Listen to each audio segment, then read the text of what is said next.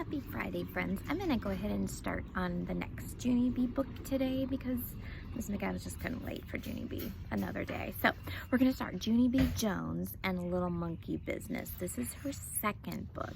So we finished her first book and we found out that she's a little naughty on that, not wanting to ride the bus, and she did some things she probably shouldn't do. So let's find out what happens in this book called Junie B. Jones and a Little Monkey Business. I wonder what monkey business means. What do you think it means? Let's find out. Chapter 1. Surprise! My name is Junie B. Jones. The B stands for Beatrice. Except I don't like Beatrice. I just like B and that's all. B stands for something else too. B stands for B-A-B-Y. I'm only in kindergarten, but I already know how to spell baby. That's because my mother told me she is going to have one of those things. She and Daddy told me about it at dinner one night. It was the night we had stewed tomatoes, which I hate very much. Daddy and I have a surprise for you, Junie B, said Mother. And so then I got very happy inside because maybe I didn't have to eat my stewy, pewy tomatoes. And also sometimes a surprise means a present. And presents are my very favorite thing in the whole world. I bounced up and down in my chair. What is it? Is it all wrapped up? I don't see it, I said, very excited. Then I looked under the table because maybe the surprise was hiding down there with a red ribbon on top of it. Mother and Daddy smiled at each other. And then Mother held my hand. Junie B, how would you like to have a little baby brother or sister? She said. I made my shoulders go up and down. I don't know, maybe, I told her. Then I looked under the chair. Guess what, I said. I can't find that silly willy present anywhere. Mother made me sit up. Then she and my daddy said some more stuff about a baby. The baby will be yours too, Junie B, Daddy said. Just think, you'll have your very own little brother or sister to play with. Won't that be fun? I did my shoulders up and down again. I don't know. Maybe, I said. Then I got down from my chair and I ran into the living room. Bad news, fellas, I hollered very loud. The president isn't in this silly room either. Mother and Daddy came into the living room. They didn't look very smiley anymore. Daddy took a big breath.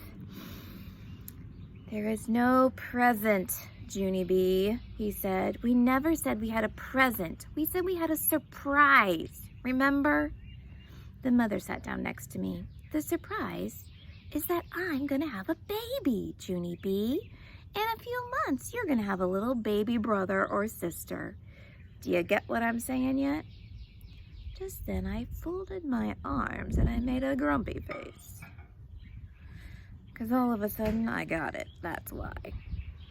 You didn't get me a thing, did you? I said very growly. Mother looked angry at me. I give up, she said.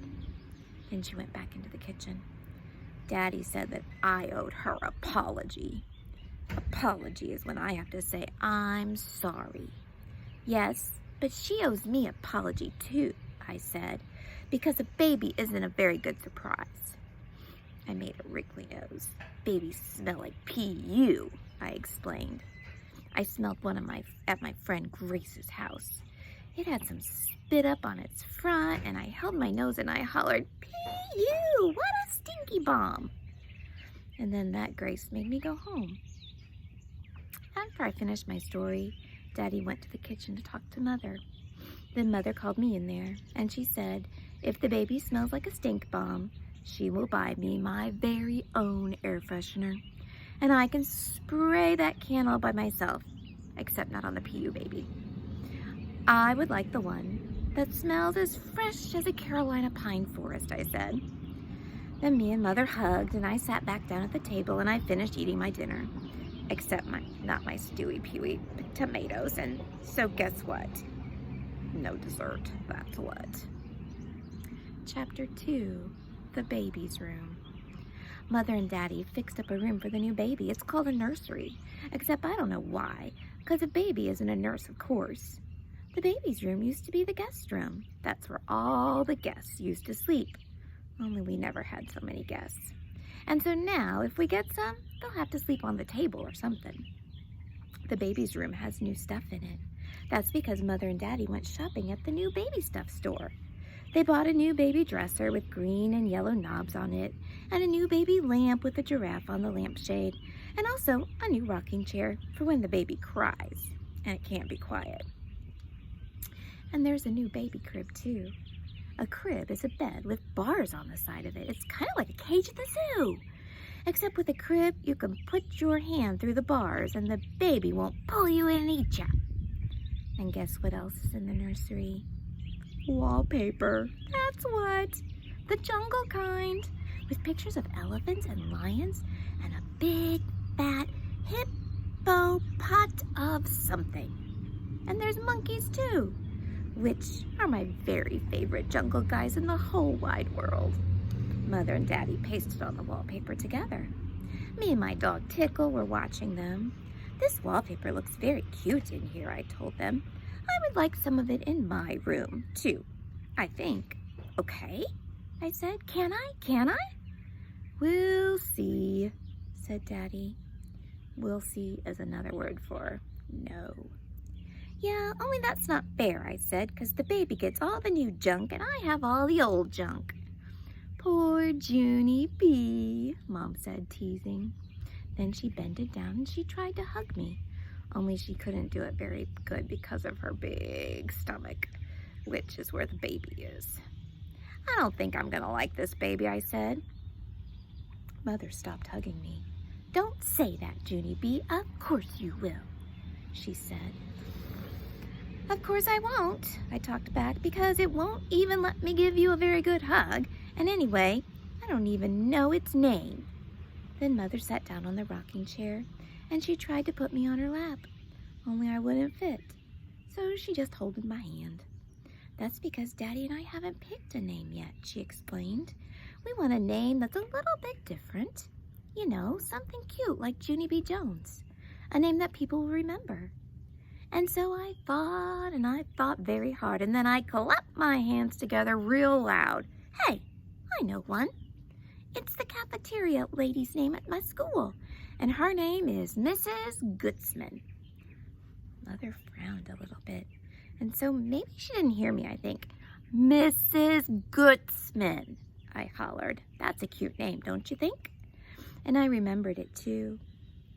Even after I only heard it one time, Mrs. Gutzman sticked right in my head. Mother took a big breath. Yes, honey, but I'm not sure that Mrs. Gutzman is a good name for a tiny baby. And so then I scrunched up my face and I thought again. How about Teeny? I said. Teeny would be good. Mother smiled. Well, Teeny might be cute while the baby was little, but what about when he grows up? Big Teeny, I called out very happy.